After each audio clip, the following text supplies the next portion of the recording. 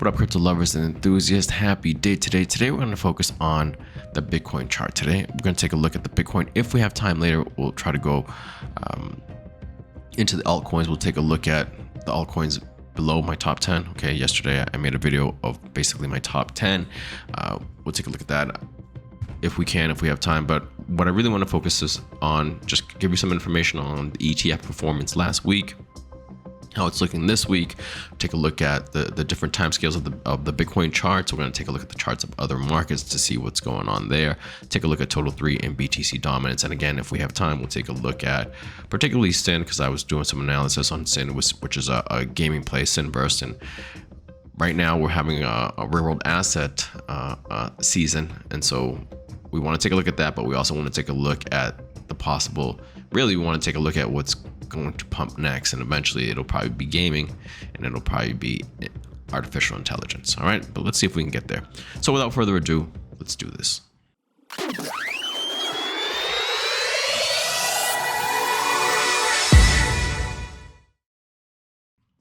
All right, we're gonna start Bitcoin up on the weekly, because I think it makes most sense to look at it like this right now, because it gives a lot of clarity. Okay, you can see this line right here of resistance at 69,139. Okay, which was like the previous all-time high. Obviously, we've broken through it. You can see that we had a big wick over it, which really set the bar right here. Literally set the bar right here at a channel. Right, you can see this line right here and this line right here. Essentially a channel where we've been through. Only wicks to touch this line and only wicks to touch this line. Bodies have been much closer to this line right here, previous all-time high. Right, 2 weeks of red. 2 weeks of red. You can see it, but essentially just doing what we see here, just laterally, right? Just lateral, right? Just kind of these type of wicks, little lateral sideways movements, small little bodies, kind of trying to push one way or the other, and really just essentially being a stalemate. And this week so far, obviously we have a long week to go before this week closes, but so far it's in line. The body is in line more or less, and we're having a green week so far. Let's see what happens. This morning we were a little bit higher, but we were over 70,000, but we've lost it right now. Bitcoin's at 69,673, but that's part of the ebb and flow of the day to day. All right, of the day really. So really nothing too much to worry about there.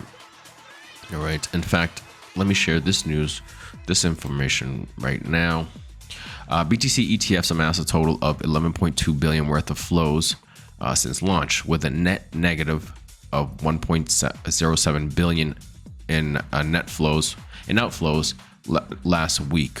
Okay, before starting to pick up on Monday. So last 5 days, last week, the whole week was negative. We'll take a look at a little graph in a second. After 5 consecutive days of negative outflows last week, the United States spot ETF saw over 15 million worth of flows, which isn't much on March 25th, relatively speaking. Okay, and then that has helped it get to over 69,000, over 70, which right now we're just under. All right, here's something that I wanted to share with you as well. That is bullish, bolstered by the ETF inflows. BTC price reclaimed 70,000 on March 25th as investors have resumed accumulating Bitcoin off of exchanges. BTC supply on Coinbase reached a 9-year low of 344,856,000 BTC on March 18th. So people are taking their Bitcoin off of exchanges and waiting to see. And usually that's bullish, because that means they're waiting for Bitcoin to pump and move up, right? But as we can see here on the daily, essentially it's just been going sideways the last week, with the net inflows, with the net negative, with the outflows, essentially has helped to cause that. Let me see if I can't share a visual with you right here. All right, 15 hodl, the last 5 days. This was last week. Look at that. Boom, boom, boom, boom. And you can see it's kind of tapering off, and you can see this little green thing right here. that's the 25th. That's yesterday. That's Monday. All right, so let's see what happens. Hopefully we'll experience something maybe like this after those 4 days. This is what we saw, right? And if we see something like this here, then I think we are going to probably try to break through this and probably be successful, okay? Because again, people are taking their Bitcoin off exchanges. There's going to be less. There's going to be some type of squeeze, all right? Eventually, there will be some type of supply shock, especially as we're getting closer and closer to this Bitcoin halving. How many days? Roughly, because remember, it is a moving target, all right? So take a look. About 23 days away, guys. Less than a month. It's going to be awesome. I'm going to take my team out to dinner around the halving time just to celebrate the halving, because after this, man, it's when things get really, really cool. What else do I want to show you? Okay. Now, I was just reading that there was a gap here somewhere for BTC at like 64,000. Where is 64,000? Right around here. But honestly, I don't see it. I don't see it. Where is the gap that they're talking about? They said there was a gap here at like around 64,000, but I must be missing something. Is it on like a smaller time frame? Okay, yeah, right there. All right, so there is a gap on the 4-hour, right, time frame, and let me mark it off for you so you can kind of get a better view. There we go. Okay, so there is the gap right there at 64,000. Could it be that we get a flash crash? But this is on the 4-hour chart, and I normally don't really look at the 4-hour chart, you know, because it's a smaller indicator. There's a lot more randomness to it. But some people do. Some people like it. But we'll see. We'll see if that gets filled or not. But on the daily, there's really no gap there. All right, as you can see, it's fine. So I mean, I don't know if if it gets hit or not. I mean, normally they do get filled. For example, this one took a while. How many days did it take before it got filled? 33 days, about a month, right? So I mean, if that's the case, then a month from now, maybe we come back and fill it. But I don't know. We'll see. But there is something to keep in mind, all right? And I'm sure a lot of you guys are waiting for buying opportunities. Just don't wait. Don't be thinking, you know, we're gonna go down to like 50,000 or 40,000 or something like that. Get your little buys in now. You know, just and if it drops lower, fine. You know, just DCA. Don't just be waiting to do one hit that you know, at like 50 or 40 grand. What if it doesn't make it and you're sitting on the sideline missing like a huge bull run? So just don't do that to yourself. Okay, so back to this. So let's see what happens. Let's see what happens. Right now we are above this line. Hopefully we close some bodies here and then try to make it this week. Breakthrough here, and then again more price discovery and move on up. I said my guess was that we'd be going into the halving around between 80 and 100 grand. So far, it looks okay. I thought we would do 80 and 100 grand really this year, but I mean, I moved my guess to say closer to here. But we'll see what happens. Again, we're just guessing. It's more for fun. And now let's take a look at the other stuff. The DXY looks kind of interesting. Okay, obviously we want the DXY to go lower. And it's been kind of playing with this line, but not really making it over. It's playing with the line again. Let's see if it does similar to what it did right here. Drop back down and maybe play in this triangle in a couple of days or next week. Which is what I see. I don't see it move up. I just don't see it. I don't see it. It's been dropping and dropping and dropping. And so I'm sure it's just a little normal part of taking a breather, going up and then coming back down. But we'll see what happens. We got to keep an eye on it. Things don't look that bad, guys. Things don't look that bad. Look at the Dow Jones. It's still moving up continuously, which is positive. We want that for Bitcoin. We're having, after a couple of red days, we're moving up. NASDAQ just sideways, but still uptrend is the trend is up. Same thing for S&P 500, a little sideways, a little down, but the trend is up. Take a look at the 2-year bond yields, exactly where we want them to be, hopefully dropping more. Things look good, guys. Things actually do look good. Big BTC dominance. Let's take a look at that. Closer to this top of this triangle, this descending line. We're above it, and we have 3 days of green. But let's see if we can make it past here. I just don't see us BTC dominance going back up to like 60%. But we are rooting for Bitcoin. We do want it to go up because Bitcoin helps everything else go up as well. And you know, even though Bitcoin is going up, altcoins are also going up. And previously that wasn't the case. Usually if Bitcoin was going up, altcoins kind of stayed sideways or even dropped a little bit.